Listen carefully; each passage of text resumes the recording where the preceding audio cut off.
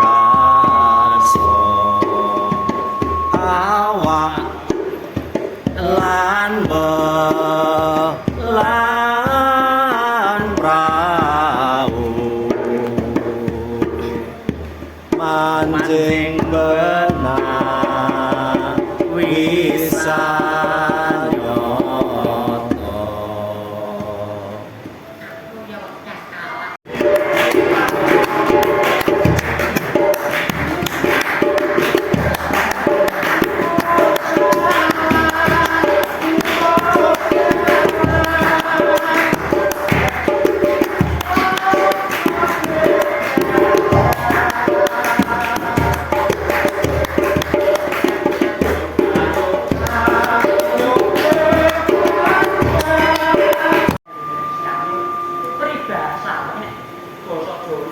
Tarik bosok macan mati ninggalo lulang, gajah mati ninggalo gajing.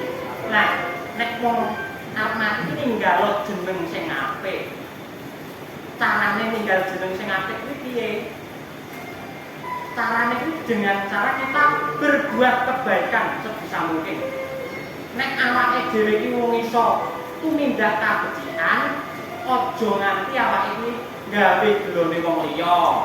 Nek isih sok gawe gulane wong liya, sak mesti awake dhewe iki nek kon ngeling-eling jenenge Mbah Canggae. Awake iki sapa? Iki wis ora eling. Ning napa Pangeran Sukonegara wae nganti pirang-pirang turunan isih dieling-eling, mergane dheweke panjenengane Pangeran Sukonegara iki darmane gedhe umat kabecikan. Nakalan mila kabeh kuwi sarwa winates kalbu wawasan utawa pengetahuan.